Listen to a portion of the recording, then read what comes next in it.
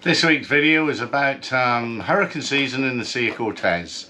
In some detail I go through the options you have and what you can do. The start of the video is basically the start of my preparation, getting the bottom cleaned so that I can make good speed on the way back to La Paz. It's about 140 miles. And secondly, getting the air conditioner ready to go when I hook up to shore power at Marina de La Paz. It's not been used for 9 months, and the water filter, or raw water filter, is looking disgusting. So just a small video on that, and then the rest of the video is about what to do in hurricane season. It's decision time for people, so and then the more involved field is already more or less cleared out in anticipation of the forthcoming hurricane season. So I hope you enjoyed the video. I do talk from experience, having been in most places, most marinas during hurricane season, and up in the Bay of LA. So there it is. Hope you enjoy it. Cheers. You don't see this very often. A team of 4 going to clean the bottom. They'll probably do it in about 20 minutes. Takes me a couple of hours, but 4 of them? Wow. As long as their compressor keeps working. It keeps stopping.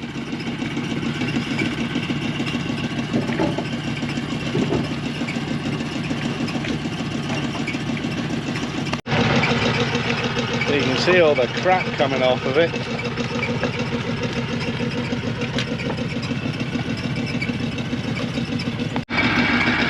You wouldn't think that direct feed compressor would be enough to feed 4 lines. It's quite amazing, really, unless they're accomplished divers and they shallow breathe. Pretty impressive, although they do have to keep coming back up and restarting it.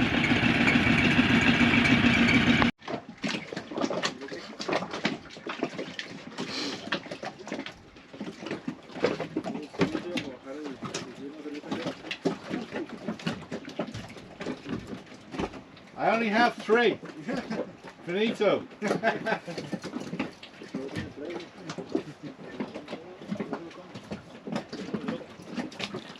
You'll have to share with your amigos. Thank you.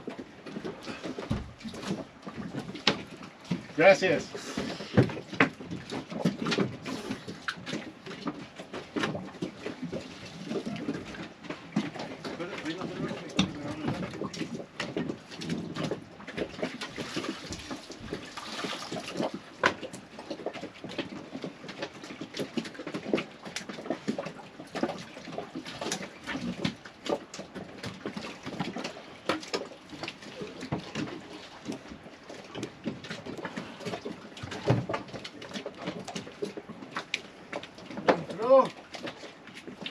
Hola, gracias, señor.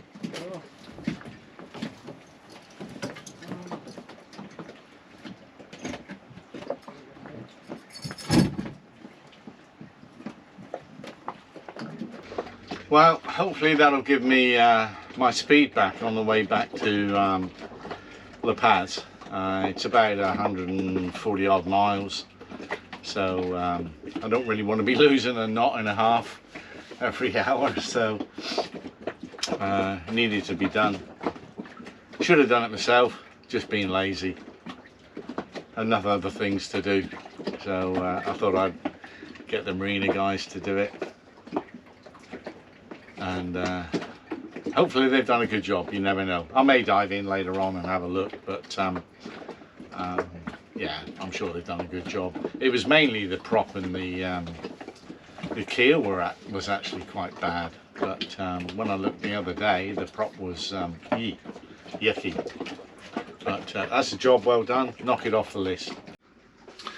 Well, I'm all set to leave tomorrow, start the journey back to La Paz. I've got to be back there in about 10 10 days, so leisurely pace. But I thought I better start preparing the air conditioning for when I get into the slip.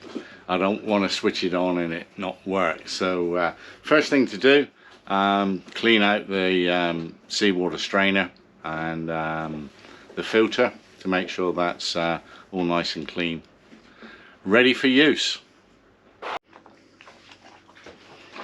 There we go, all nice and clean. It was stinky. Yuck.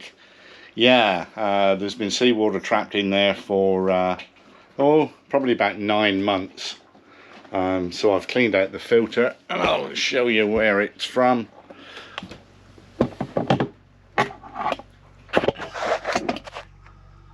So there it is. I've cleaned out the inside of the bowl and going to fill it with fresh water and put it all back together, ready to go. I'm probably going to have to bleed it before I switch it on, because the centrifugal pump doesn't self-prime, so that'll be the first thing I'll do when I get back.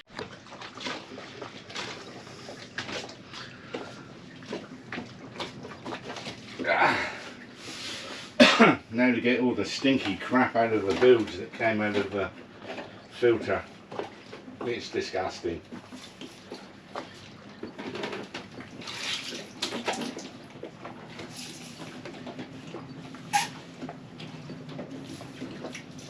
The bilge pump won't clear this because it's not high enough.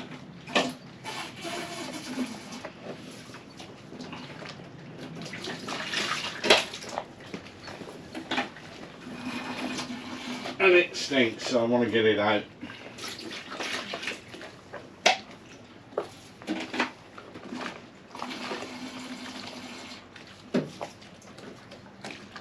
Boy, does it stink.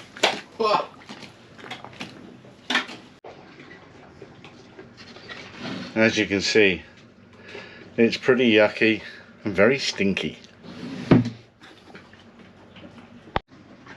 Had to change a couple of the hose clamps. They wouldn't tighten up. Maybe I can square them in WD-50 or 40 and see if I can make them work again.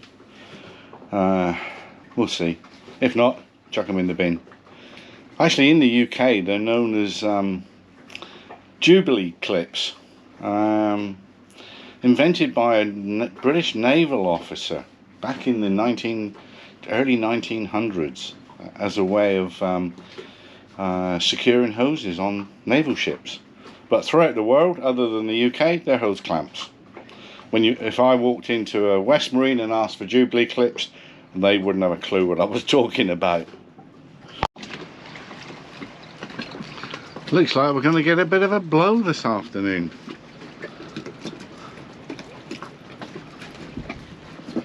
It normally comes up a bit later than this, but it's only 12 o'clock coming out of the east. There's already some fetch. Not much. Won't get much in here, but I think the boat's going to swing, as it's already started to. So now's the time of year that people have to make a decision as to what they're going to do for hurricane season. Officially it starts on the 1st of June, but in reality about the 30th of June, before stuff starts to swirl around a bit and lasts until the end of October. Along with it comes the intense heat of Mexico, a Mexican summer, and also the humidity. So people are now making their decisions. Some have made them previously, but boats are now leaving, either to go north or go south, and there's lots of options for hurricane season. You can put your boat in a slip somewhere on the hard. Some people leave it on the mooring balls in Puerto Escondido. The brave ones go up to Bay of LA, up in the Northern Sea. There's a hurricane hole up there called Puerto Don Juan, and somewhere between 15 and 35 boats spend hurricane season up there. takes a bit of preparation. I can speak from experience, having done it once about 10 years ago. The main question I get asked by new cruisers is, would I do it again? And the answer to that is probably yes, I would. It's hard.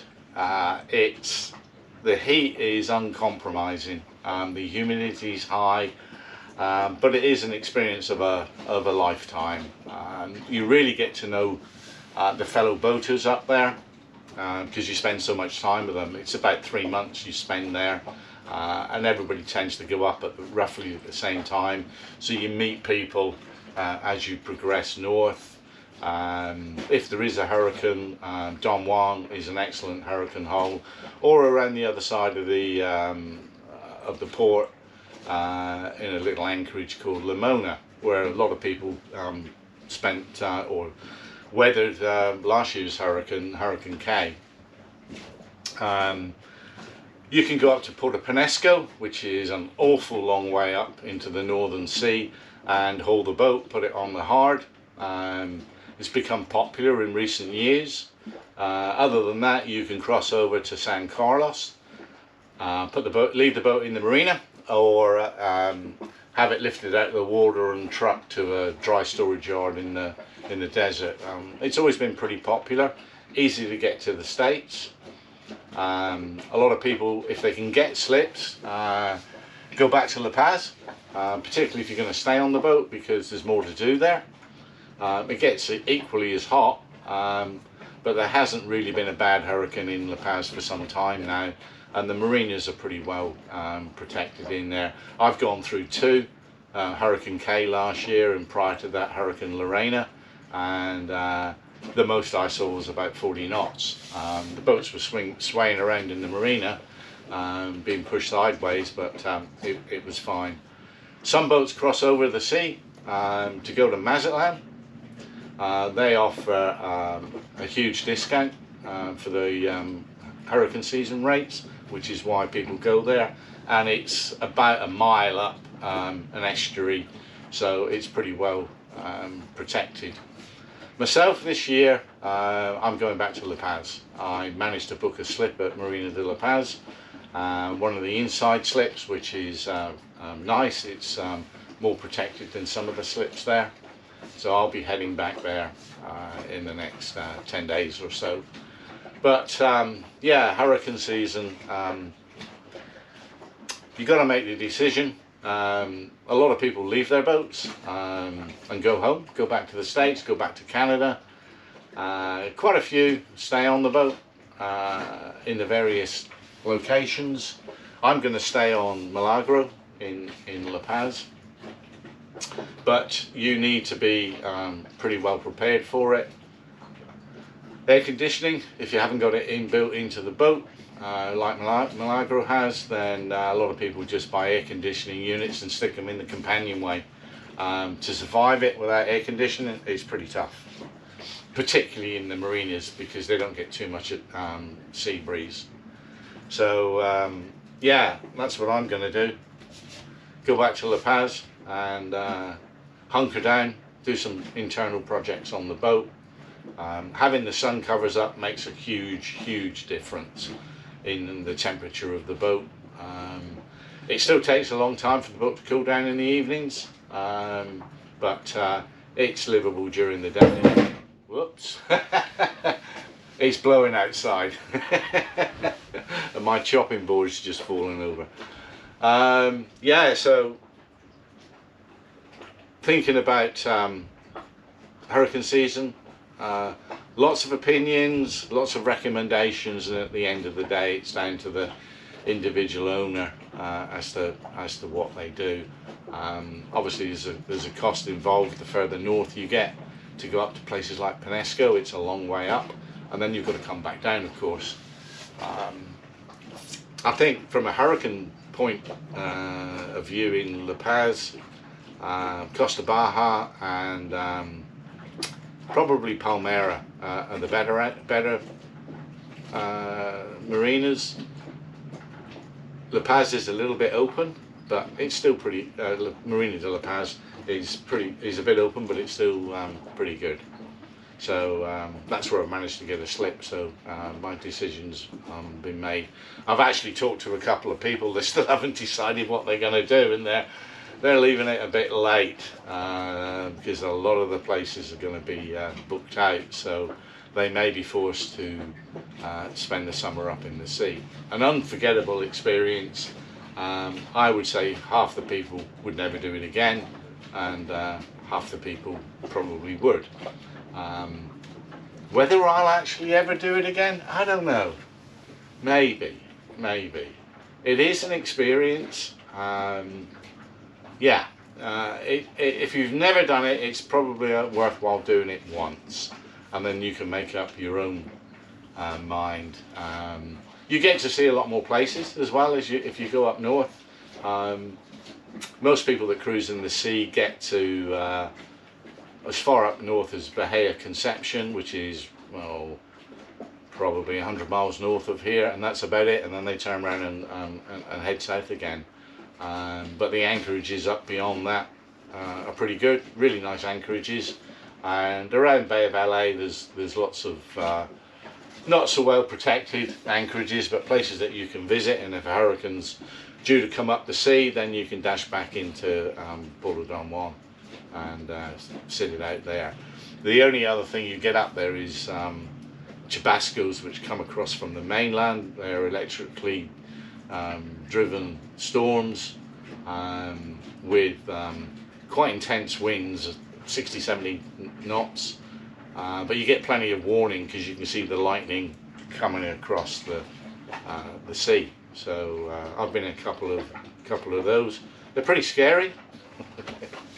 Anybody that says they're not is lying, because you never know how intense the thing's going to get. And it's the same when you sit through a hurricane. It builds and builds and builds, and you don't know when it's going to stop building. And you're just praying that each notch up in the wind speed's going to be the last, and then finally it starts to abate and calm down, and it's a big sense of relief. But there it is, hurricane season, Sea of Cortez. Lots of options, lots of opinions, lots of recommendations, but ultimately it's down to the skipper of the boat. Hope that helps.